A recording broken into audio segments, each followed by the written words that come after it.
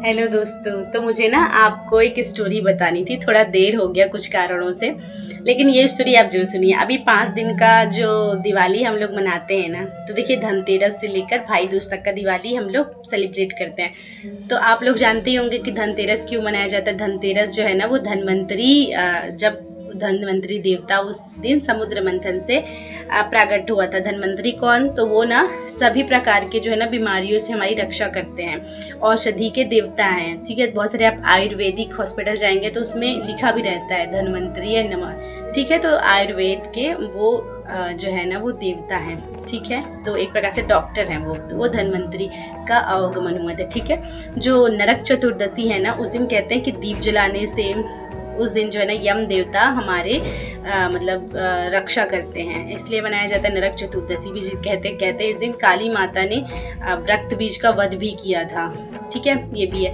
अब दिवाली के दिन माता लक्ष्मी की पूजा होती है और दिवाली के दिन ही भगवान श्री राम का आगमन होता है। ठीक है, तो राम जी की तो पूजा ठीक है करते हैं, लेकिन मोस्टली दिवाली के दिन जो है ना वो लक्ष्मी जी और गणेश और सरस्वती माता, इन तीनों की पूजा का विशेष महत्व है। तो लक्ष्मी जी का ना उस दिन समुद्र मंथन से प्राकट हुआ था, इसलिए दिवाली की पूजा करते हैं। लेकिन उनके साथ सरस्वती माता और गणेश जी की पूजा क्यों होती है, तो एक स्टोरी है, उसके समझिए। तो क्या होता है, एक बार ना भगवान श्री हरि और माता लक्ष्मी बैठे होते हैं। तब माता लक्ष्मी कहती, ऐसी कुछ बात चल रही होती है, तब माता लक्ष्मी कहती है कि मैं पूर्ण हूँ।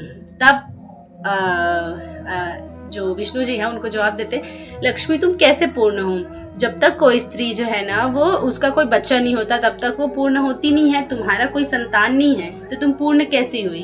तो ये बात ना माता लक्ष्मी को बहुत ज़्यादा दुखी कर देता है। वो बहुत गुस्सा हो जाती है और वो वहाँ से रूठ कर जो है ना वो चली जाती है।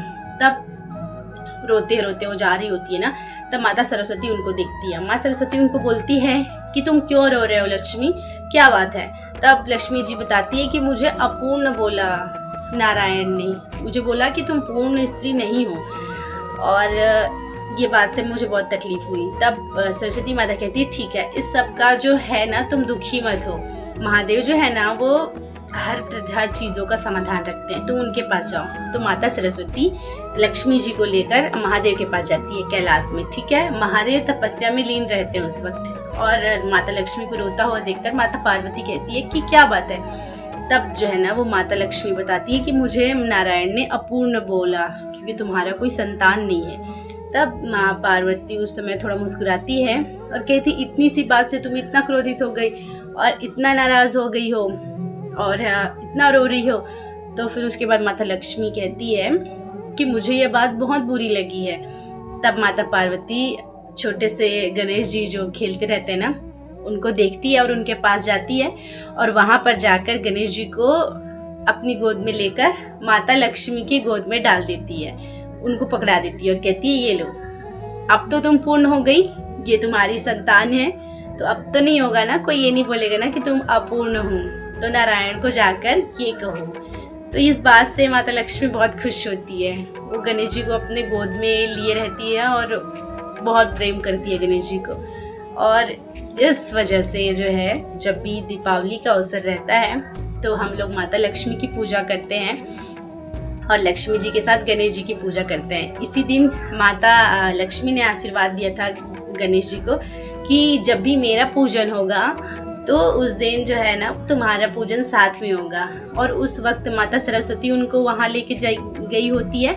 तो इसलिए हम लोग माता सरस्वती की और लक्ष्मी जी की और गणेश जी की साथ में पूजा करते हैं। ये इंसिडेंस हुआ था इस वजह से।